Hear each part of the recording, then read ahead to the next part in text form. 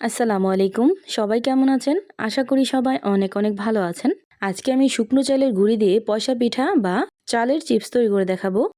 এই পয়সা পিঠাগুলো তৈরি করার জন্য প্রথমে আমি ১.৫ কাপ পরিমাণ পানি একটা ফ্রাই প্যানে নিয়ে নিছি আর দিয়ে দিলাম পর্যাপ্ত পরিমাণ লবণ।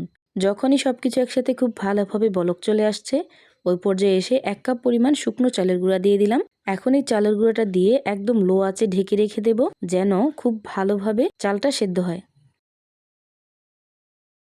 ২ মিনিট পর ঢাকনাটা উঠিয়ে আমি আবার খুব ভালোভাবে নেড়েচেড়ে মিশিয়ে নিব। এখন চুলাটাকে মিডিয়াম টু লো হিটে রেখে ৫ মিনিটের জন্য ঢেকে রেখে দেব।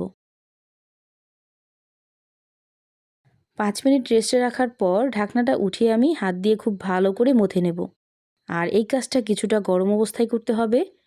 যদি এই ডোটা পারফেক্ট হয় তাহলে কিন্তু পয়সা পিঠাগুলো একদম পারফেক্ট হবে। এই কথাটা মাথায় রাখবেন। এজন্য ডোটাকে একদম পারফেক্টলি তৈরি করবেন। ডোটাকে আমি হাত দিয়ে খুব ভালো করে মথে নিছি আর কিছুটা পরিমাণ ডো আমি একটু ফুড কালার মিশিয়ে নিছি। আপনারা চাইলে শুধু সাদাও কিন্তু তৈরি করতে পারেন। এখন ঠিক এইভাবে আমি পয়সা পিঠাগুলো বানিয়ে নিব। ডিজাইনটা আপনাদের ব্যক্তিগত ব্যাপার, তবে আমি একটু ডিজাইন করার জন্য এইভাবে দিলাম। প্রথমেই গোলাপি লেচিটা দিয়ে এইভাবে ছোট ছোট লেচি কেটে নিলাম। নীল কালারটা দিয়েও একইভাবে এইভাবে লম্বা লম্বা লেচি কেটে নিলাম। তারপর একইভাবে সাদাটা দিয়েও এইভাবে ছোট ছোট লেচি কেটে নিলাম। এখন আগে থেকে তৈরি করে রাখা সাদা ডোটা দিয়ে এইভাবে আমি বানিয়ে নিব। এখন একটা একটা করে এইভাবে দিয়ে দিব। এইভাবে দিলে পয়সা পিঠার ভিতরে খুব সুন্দর একটা ডিজাইন ওঠে আর দেখতেও ভালো লাগে। এখন উপর দিয়ে সাদাটা দিয়ে দিলাম। এখন আবার সাইড দিয়ে নীল কালারটা দিয়ে দিলাম ঠিক এইভাবে।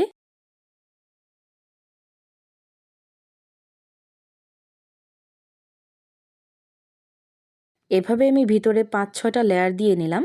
এখন সাদাটা দিয়ে ঠিক এইভাবে চাপ দিয়ে মুড়িয়ে নিব। অবশ্যই একটু চাপ দিয়ে এইভাবে লাগিয়ে নেবেন। এক্ষেত্রে চিপসগুলো কাটার সময় ফেটে যাবে না। যদি চাপ দিয়ে না লাগান তাহলে কিন্তু চিপসগুলো কাটার পরে ফেটে যাবে। আর চাপ দেওয়া পারফেক্ট হয়েছে কিনা কিভাবে বুঝবেন? সাইডটা এইভাবে কেটে দেখতে পারেন। যদি ফাটার হয় এই অবস্থায় কিন্তু ফেটে যাবে। এখন আমি আরেকটা পদ্ধতিতে আপনাদেরকে দেখিয়ে দিতেছি। এটা মুখে বলে আমি কিছুই বোঝাতে পারবো না, আপনারা দেখলেই বুঝতে পারবেন আমি কিভাবে তৈরি করতেছি।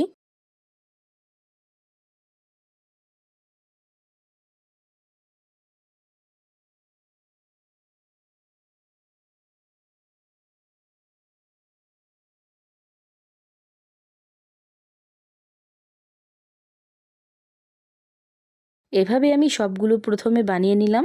এখন এগুলো ভাপে দিয়ে নিব। ভাপে দেওয়ার জন্য রাইস কুকারে পর্যাপ্ত পরিমাণ পানি দিয়ে দিছি। আর পানিটা যখন খুব ভালোভাবে গরম হয়ে গেছে ওই পর্যায়ে এসে সবগুলো লেচি এইভাবে দিয়ে দিলাম। আর ঘড়ি ধরে প্রায় ২৫ থেকে ৩০ মিনিট পর্যন্ত ভাপিয়ে নিব। এই ভাপিয়ে নেওয়াটা যদি পারফেক্ট হয় তাহলে কিন্তু একদম পারফেক্ট হবে। এভাবে আমি ৩০ মিনিট পর্যন্ত ভাপিয়ে নিছি। আর নামানোর আগে আমি কিছুটা পরিমাণ পানি দিয়ে এইভাবে করে নিলাম, যাতে করে উঠাতে সুবিধা হয়। এখন এগুলো কিন্তু অনেকটাই নরম আছে, এখন কাটা যাবে না। তার জন্য এগুলো আমি ডিপ ফ্রিজে রেখে দেব ১ দিনের জন্য। আপনারা চাইলে ২ থেকে ৩ ঘন্টা পরও নামিয়ে কাটতে পারেন, যদি ফ্রিজে ভালোভাবে জমাট হয়ে যায় তাহলে।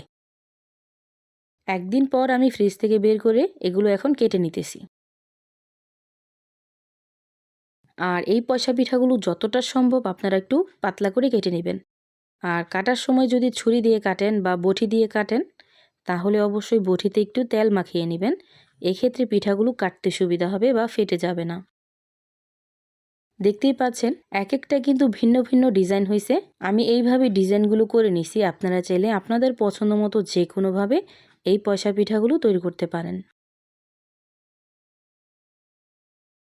এভাবে আমি সবগুলো কেটে নিছি। এখন এগুলো রোদ্রে শুকাতে দিয়ে দিব একটা একটা করে মেলে। এভাবে ২ দিন রোদ্রে শুকালেই কিন্তু একদম পারফেক্টলি শুকানো হয়ে যাবে।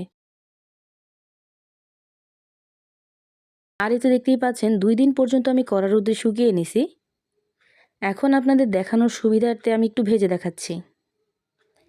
এই পয়সা পিঠাগুলো ভাজার সময় অবশ্যই চুলার আঁচটা বাড়ানো থাকতে হবে। যদি তেলটা পারফেক্টভাবে গরম হয় তাহলে কিন্তু পিঠাগুলো ফুলে একদম ডাবল হয়ে যাবে। আমার যতটা প্রয়োজন আমি ভেজে নেব, আর বাদবাকিগুলো আমি শুকনো একটা কন্টেনারে ভরে ডিপ ফ্রিজে রেখে দেব। এভাবেই আমি চালের চিপস বা পয়সা পিঠাগুলো তৈরি করে নিছি। আপনাদের কাছে যদি এই ভিডিওটা ভালো লেগে থাকে তাহলে লাইক, কমেন্ট, শেয়ার করতে ভুলবেন না।